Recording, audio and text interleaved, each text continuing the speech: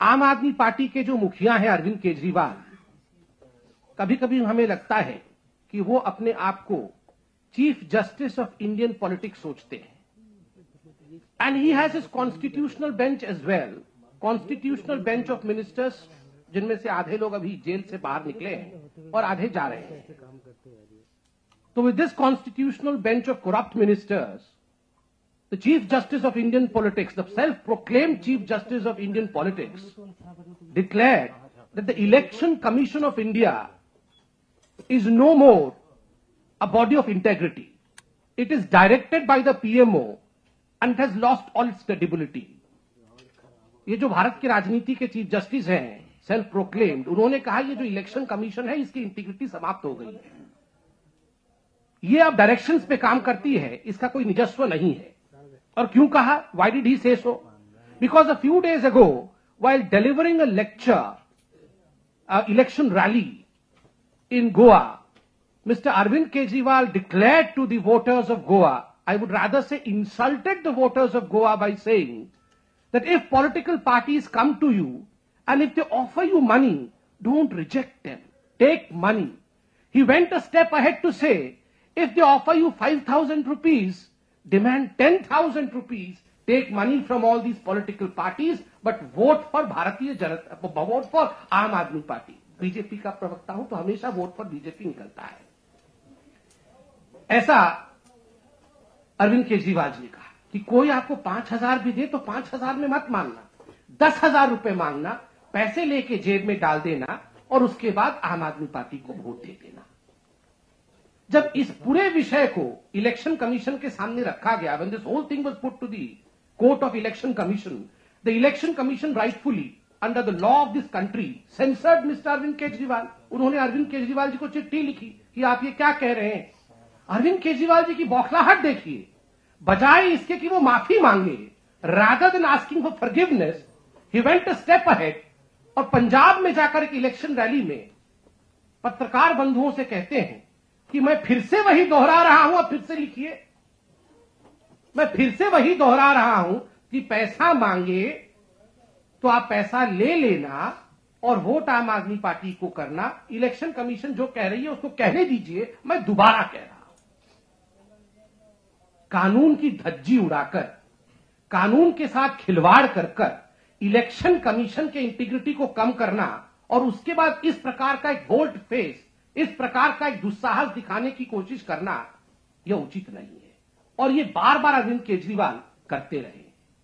और मैं आज बिल्कुल आपके सामने कहना चाहता हूं कि ये ना केवल अरविंद केजरीवाल जी की बौखलाहट है, मगर ये दिखाता है जब आप इलेक्शन कमीशन जैसे स्वायत्त संस्था पर इस प्रकार की अभद्र टिप्पणी करते हैं, इस प्रकार से डायरेक्ट हमला करते हैं, आप इलेक्शन से पहले इलेक्शन हार चुके हैं और ये बौखलाहट बोल रही है और ये बौखलाहट बोल रही है।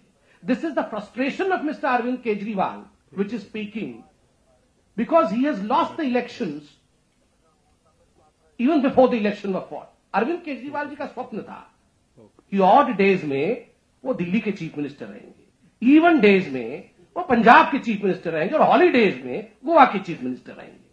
वो नहीं हो पाया है, वो नहीं हो पाएगा। जब उनको ऐसी प्रतीत हुई है तो फ्रस्ट्रेशन में इलेक्शन कमीशन पर ही प्रहार कर रहे हैं। Mr. Arvind Kejriwal had a dream.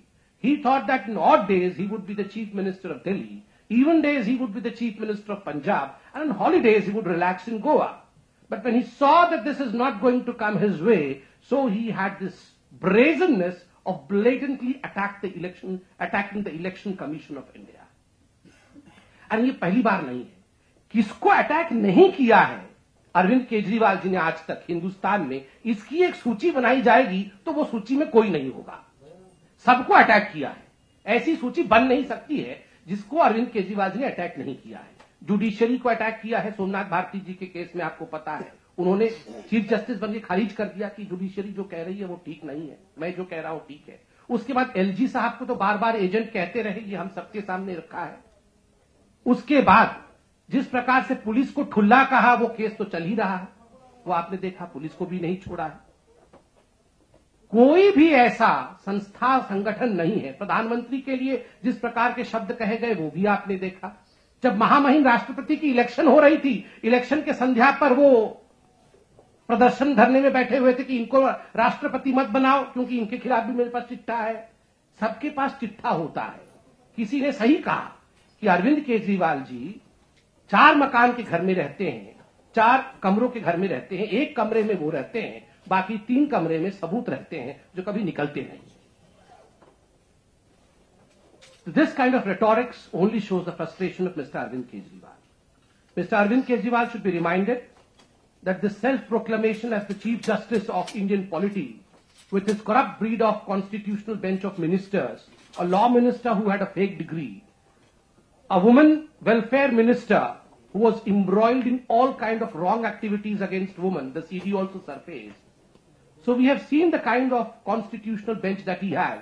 And today Mr. Manish Sisodiya, the Deputy Chief Minister of Delhi, is also under the scanner of CBI because of wrongdoing. मुझे तो लगता है ये अपने कैबिनेट की बैठकों में भी यही कहते होंगे, कैबिनेट की बैठक में भी यही कहते होंगे कि पैसे ले लेना, काम मत करना। जब जनता को खुल के ये कह सकते हैं कि आप पैसे ले लेना और इनको वोट मत करना, इनको वोट करना, तो कैबिनेट की बैठक में बंद दरवाजे में नहीं कहते होंगे सारे मंत्रियों को कि पैसे ले लेना, काम मत करना। और इसी कारण से आज मनीष सिसोदिया जी के ऊपर सीबीआई की जांच चल रही है, क्योंकि मनीष सिसोदिया जी ने वही फॉलो किया होगा ना जो अरविंद केजरीवाल जी ने कहा, पैसे ले लेना, काम मत करना। काम तो नहीं किया, पैसे ले लिया। अब उत्तर प्रदेश की ओर चलेंगे, एक्सप्रेस वे से चलेंगे। देखिए, आजकल आप अगर उत्तर प्रदेश के किसी भी डिबेट को देखेंगे, किसी भी भाषण को आप सुनेंगे, तो केवल 2 चीजों पर वो कहते हैं कि हमने बहुत विकास किया, हमने एक्सप्रेसवे बना दिया और हम मेट्रो ले आए। अब ये अलग बात है कि एक्सप्रेसवे और मेट्रो अभी कंप्लीट भी नहीं हुए हैं। ये एकमात्र ऐसी सरकार है उत्तर प्रदेश की जिसने एक विश्व कीर्तिमान स्थापित किया है, और वो कीर्तिमान है कि शिलान्यास और उद्घाटन दोनों एक ही दिन हो जाते हैं। सुबह शिलान्यास होता है तो शाम तक उद्घाटन हो जाता है, कैंची ले लेकर। किस प्रकार जहां भी रिबन देखा गया वहां काट दिया गया, ये हम सबने देखा है। मगर अभी 40 घंटे पहले शनिवार की शाम को जिस प्रकार की घटना अलीगढ़ के टप्पल हाईवे पर हुआ, यमुना एक्सप्रेसवे के ऊपर टप्पल क्षेत्र में जो अलीगढ़ के पास है, वहां जिस प्रकार की गुंडागर्दी देखने को मिली, वो अपने आप में दिल को दहला देने वाली है। ये दिल्ली से 100 किलोमीटर मात्र भी नहीं होगा, और वहां पर इस प्रकार की गुंडागर्दी कि एक फार्म हाउस पर कुछ गुंडे अटैक करते हैं, प्रहार कर देते हैं, हमला कर देते हैं। फार्म हाउस के जो केयर टेकर हैं उसके घर में दहशत बोल देते हैं, हमला करके पत्नी और बेटी को कमर से नीचे जला देते हैं। और जो पिता है उन्होंने कहा है कि मेरी 18 साल की बेटी और पत्नी के साथ बलात्कार भी किया गया। चूंकि हम रेस्पॉन्सिबल पार्टी है, जब तक रिपोर्ट नहीं आता है, मैं अखबारों के माध्यम से बता रहा हूं, एक पिता के दर्द को आपके सामने रख रहा हूं। उसी हाईवे पे, जिस हाईवे पे एक परिवार के सामने किस प्रकार से मां बेटी के साथ दुष्कर्म किया गया था, और थोड़े दिन पहले हमने इस पूरे विषय को आपके समक्ष रखा था और ये दिल दहलाने वाला विषय बना था। उसी हाईवे पर पुनः ऐसी एक बात सामने आई। 18 साल की बच्ची और उसकी मां, पिता के सामने जिस प्रकार उनके साथ दुर्व्यवहार किया गया है, पिता का कहना है बलात्कार भी किया गया है, घर को लूटा गया और कमर से नीचे दोनों महिलाओं को जला दिया गया। यह गुंडागर्दी दिखाती है। और इतना ही अधिक नहीं था, इसके बाद वो गुंडा जो थे, बदमाश जो थे, हमलावर जो थे, वो सड़क पर भी आए। सड़क पर उन्होंने एक बस जो कि पंचर बनाने के लिए खड़ी थी, वोल्वो बस जो दिल्ली आ रही थी, उन सभी यात्रियों को लूटा। आपत्ति जताने पर 2 यात्रियों को गोली भी मारी और एक नंगा नृत्य अपराधियों का हाईवे पर चलता रहा। उत्तर प्रदेश अलीगढ़ टप्पल क्षेत्र में चलता रहा। और आप कोइंसिडेंस देखिए, विडंबना देखिए कि जिस समय यह पूरा प्रहार चल रहा था, इस पूरे हमले को नजरअंदाज करते हुए, इसके ऊपर कोई नहीं ध्यान देते हुए, वो साइकिल के कैरियर पे राहुल गांधी बैठेंगे कि नहीं, इसकी चिंता चल रही थी। गठबंधन कैसे होगा, इसकी चिंता चल रही थी। घोषणा पत्र की चिंता चल रही थी। जरा सोचिए कि आज कानून की व्यवस्था उत्तर प्रदेश में किस प्रकार से चरमरा गई है। 2 दिन से आप लगातार कह रहे हैं कि हमने बहुत बढ़िया काम किया। प्रत्यक्षम किम प्रमाणम, जिसका प्रत्यक्ष हमारे आंखों के सामने है, उसको प्रमाण की क्या आवश्यकता है। उस मां बेटी की कहानी जरा सोचिए, उस मां बेटी के दर्द को देखिए, उन सारे यात्रियों के दर्द को देखिए। कानून व्यवस्था पूरी तरह से ध्वस्त हो चुकी है, चरमरा चुकी है। उत्तर प्रदेश की जनता इस प्रकार के हमलावर तेवर रखने वाले जो इकाई हैं, इस प्रकार की जो काम करते हैं उत्तर प्रदेश में, उन्हें कभी भी वो सरकार में वापस नहीं लाए। खुदा के बंदे संभल जा, वक्त है अब भी बदल जा। खुदा के बंदे संभल जा, वक्त है अब भी बदल जा। मत कर एक दूजे पे हमला, कुछ ही दिनों का है जुमला।